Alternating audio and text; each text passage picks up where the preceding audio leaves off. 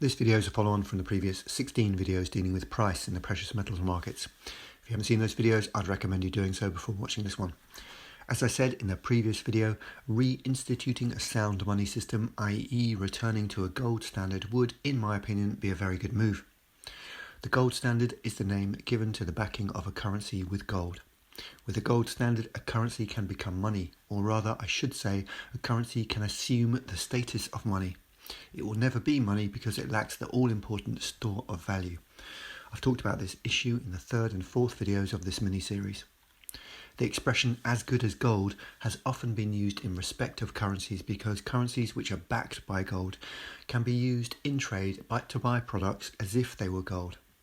With a gold standard, the currency can then act as a bona fide money substitute. Currencies don't have any intrinsic worth, any value in and of themselves, so unless they are backed by gold, they're pretty worthless. Backing a currency with gold gives the currency a value that it would otherwise not have.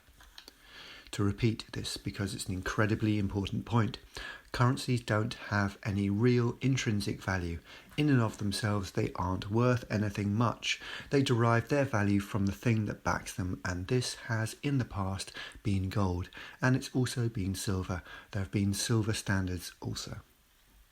A little over 50 years ago, on the 15th of August 1971, President Richard Nixon appeared on TV in the US and announced to the citizens of the US and also to the people of the world that he was going to suspend the convertibility of dollars to gold. Basically, this move ended the gold standard, and as all other world currencies were linked to the dollar, overnight all currencies in the world became fiat currencies. This event is known as the Nixon shock. I refer you to a video I did entitled Nixon Shock to get a better understanding of this topic. In practice, this means that ever since that date, you cannot go into a bank and exchange the banknotes for gold. It also means that, in effect, the currency in use in your country today does not act as a money substitute, a substitute for gold. I've done a video entitled Money versus Currency regarding store of value, which I've recently re-uploaded for anyone who's interested in finding out more about this. In summary, currencies are not money. They might masquerade as money, but the truth is they're not money and never will be. Currencies are fake money, false money, phony money, funny money, or whatever terms you want to use. They pretend to be money, but they aren't actually money. Even with a gold standard, a currency is still only a currency. It's not real money, and it never will be real money, and it shouldn't be considered as being real money. Why is this so important, you might be asking yourself? Well, because unfortunately currencies are still somehow billed as being bona fide money substitutes. They operate in our economies as if they were money, and yet they are not real money. Only gold and silver are real money.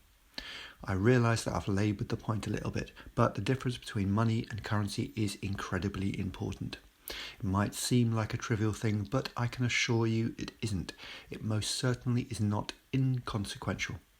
As far as I'm concerned, the Nixon shock was a pivotal event in history, and we are living with the consequences now, but few people are aware of this and the repercussions. Make no mistake, we're in the midst of a full-blown currency crisis. When it hits full force, it's going to be cataclysmic. Also, when this happens, the difference between money and currency will become apparent, all too apparent. People will be forced to see the difference between currencies and real money, gold and silver. Alas, the vast majority of humanity is entirely oblivious of all this stuff, and they will unfortunately suffer massively as a result of their ignorance. They will pay a very heavy price. Many millions will die, and I don't say this for the sake of sensationalism.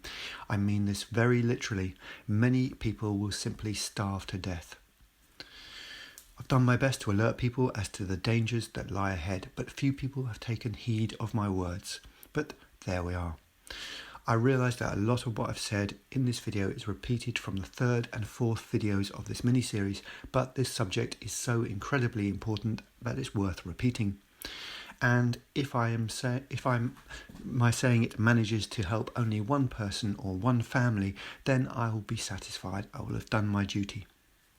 I split this topic into a number of videos, so there's another however many to follow. There's another aspect to the ending of the gold standard which is often overlooked, and that is fiscal prudence. In the next video, I'll talk about the gold standard as it relates to government spending and inflation, and then I will say something about what this should mean for precious metals. Wise up and rise up.